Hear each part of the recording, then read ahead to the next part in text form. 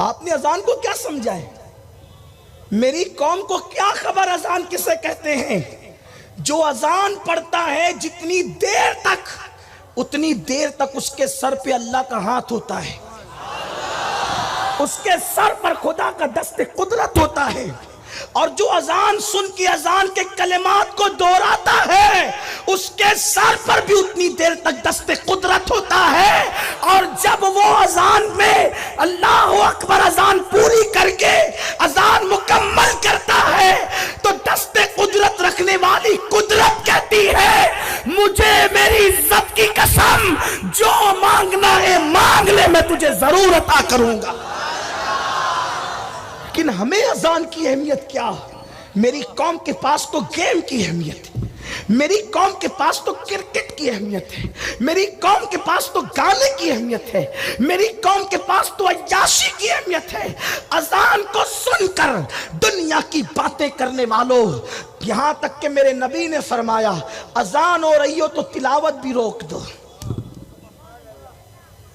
اذان ہو رہی ہو تلاوت بھی روک۔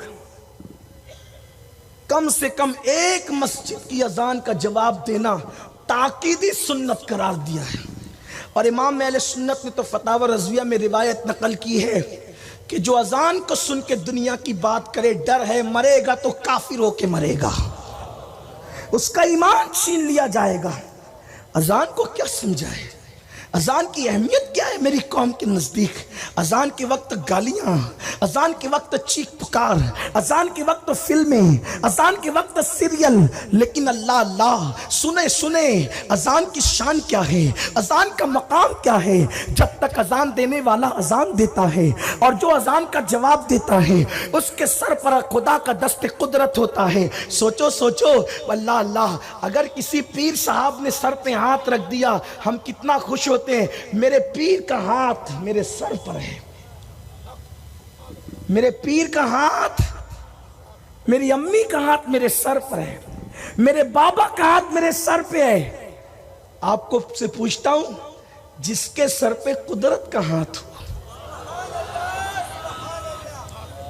جب تک مسلمان اذان کی تعظیم کرتا رہا، جب تک مسلمان اذان کا جواب دے کر دست قدرت سر پہ رکھواتا رہا، یہ تو قدرت ہی جانے کہ وہ کیسے رکھتا ہے، اس کی شان رکھنے کی کیا ہے یہ تو اللہ ہی جانتا ہے، لیکن بہرحال حدیث میں ہے کہ وہ دست قدرت تمہارے سر پہ رکھتا ہے۔ یعنی جب تک تم اذان کا احترام کرتے تھے، اذان کی تعظیم کرتے تھے، اذان کے وقت اٹھا توڑا بھی زمین پہ رکھ دیتے تھے، مارتے نہیں تھے کیونکہ تمہیں اذان کا جواب دینا ہے، پانی زمین پہ رکھ دیتے تھے، حالانکہ رکھنے کا حکم نہیں ہے لیکن رکھ دیتے تھے احترام اذان میں، چائے رکھ دیتے تھے احترام اذان میں، لقمہ روک دیتے تھے احترام اذان میں، اور جواب دیتے تھے، اور قدرت کا دست قدرت تمہارے سر پہ ہوتا تھا۔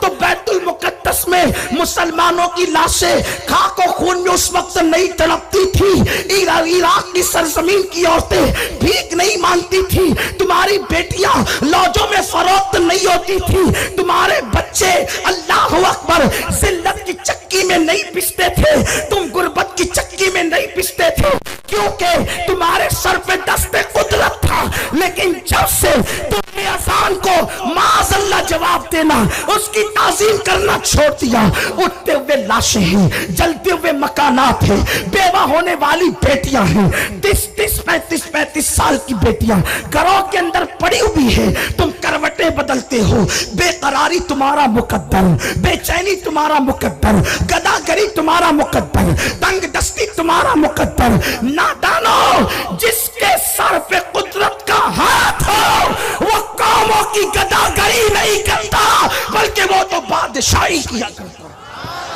وہ تو شہنشاہی کیا کرتا ہے، وہ تو جہاں بانی کیا کرتا ہے۔ آپ کیا سمجھتے ہو گولیاں چلانے سے حکومتیں ملتی ہے؟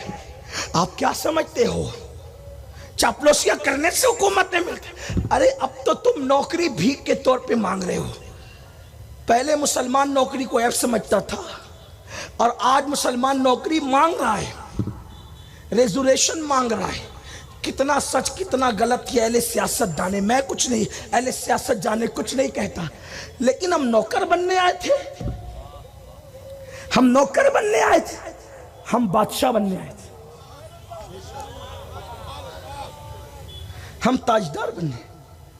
اور آپ کو بتاؤں، نام بڑے بڑے ہو گئے، اونچی دکان پھیکے پکوان، نام نہیں ذات بڑی کرو ذات، اپنی ذات بڑی۔ ذات بڑی کیسے ہوتی پتہ ہے؟ خوبصورت ٹوپیوں سے نہیں، خوبصورت القابات سے نہیں، چہرے کو 4 مرتبہ صابن سے دھلنے سے نہیں، میک اپ سے نہیں، اچھے کپڑوں سے نہیں۔ ذات بڑی کیسے ہوتی؟ خدا کی اطاعت سے ذات بڑی ہوتی۔ نوکریاں مانگنے والوں، نوکری کی بھیک نہیں مانگ رہی ہے، ایک دن وہ تھا، تم تھے۔ ہمارے مرشد، بلکہ ہمارے مرشد کے مرشد، جنہوں نے ہمارے مرشد سرکار قادریت غوث پاک نے جس کا مرید ہونے کی تمنا کی ہے، وہ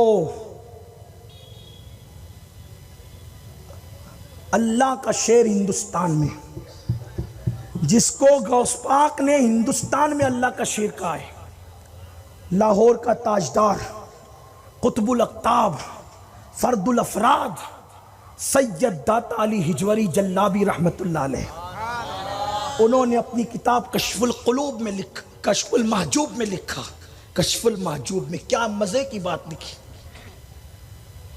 جس دن مسلمان خدا کا اور اس کے رسول کا وفادار ہو جائے، اس کو کبھی کسی کے آگے بھیک نہیں مانگنا پڑے، معاشی حالات چٹکیوں میں سدھریں گے۔ روتے ہو تو معاش کے لیے روتے ہو، یار کے لیے رونا شروع کرو، معاش کے لیے رونا بند کرو۔ جس دن یار ملے گا اس دن معاش تمہارے قدموں کا بوسہ لے گا۔ میں بات بہت بڑی کرنے لگا ہوں، میں نے کہا نا کہ اسلام چھوٹی بات کرتا ہی نہیں، لیکن مجھے یہ بھی پتا ہی اتنا ہم نہیں کر سکتے، لیکن بیان اس لیے کرتے کہ کچھ تو کر لیں، کچھ کر لیں، کچھ کر لیں، اتنا نہیں کر سکتے۔ داتا صاحب لکھتے ہیں، جس کو اپنے الفاظ کے جامع میں عرض کر رہا ہوں، دھیان سے سننا۔ حضرت سیدنا ابو حبیب ابن سلیم راعی، راعی کسے کہتے پتا ہے؟ آپ کو کہوں تو آپ غصے میں آ جائیں گے، اگر آپ کو راعی کہوں تو آپ غصے میں آ جائیں گے، لیکن راعی کس کو کہا گیا؟ ابو حبیب، جو تبا تابعین کے دور کے ہیں، بلکہ بعض لوگوں نے اس کو ان کو تابعین میں بھی شمار کیا ہے، یعنی غوث پاک کے دور کے بھی سینئر ہے۔ داتا صاحب خود سینئر ہے غوث پاک کے دور کے، تو جن کا ذکر داتا صاحب نے کیا، لیکن کیا لقب کیا ہے؟ راعی۔ مجمع میں کسی بچے کو بھی کہہ دوں تو غصے میں آئے۔ راعی مطلب کیا؟ چرواہا۔ راعی مطلب کیا؟ چرواہا۔ آپ کے لقب تو جناب بہت بڑے بڑے ہیں،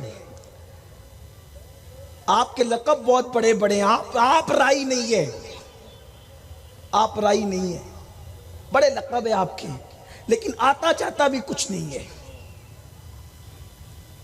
نماز کی صورتیں بھی یاد نہیں ہے، اور القابات تو 4 سطر کے ہیں، اور کوئی ایک نہ لے تو منہ کا زاویہ بگڑ جاتا ہے، کریلے کی طرح منہ ہوتا ہے۔ اور اب تو القابات کا حال یہ ہو گیا ہے کہ چھوٹے چھوٹے بچے بڑوں کو القابات دے رہے ہیں۔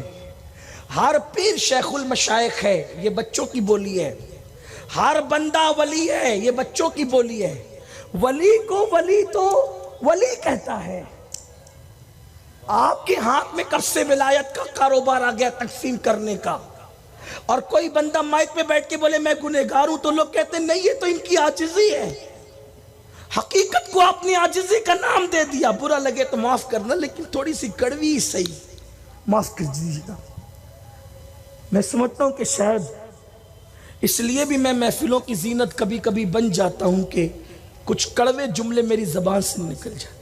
میں بہت سوچتا ہوں کہ نہ کہوں، لیکن خون مجبور کرتا ہے کہ حق نہ بولوں تو پھر کون حق بولے گا، اس لیے کہ جب سب چپ رہتے ہیں تو علی کا بیٹا کربلا میں آتا ہے۔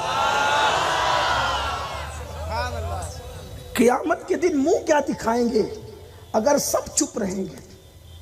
تو کسی کو ولی بولنے سے پہلے سوچا کرو کہ آپ بھی ولی ہیں، تب اس کو ولی بولو۔ آپ نے سب کو ولی بنا دیا۔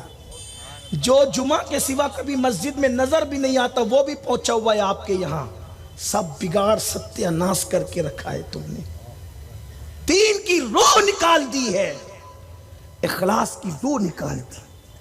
نمائش کے سوا ہے کیا اپنے پاس؟ حضرت ابو حبیب رائی، اور رائی نہ کہوں تو لوگ پہچانیں گے بھی نہیں ان کو، یہ ان کی شان ہے۔ رائی چرواہ، کاروبار تھا، بکریاں چراتے تھے، بھیڑیں چراتے تھے۔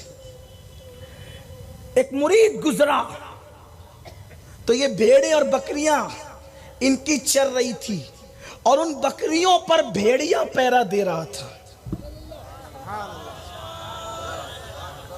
ان بکریوں پر بھیڑیا پہرا دے رہا تھا۔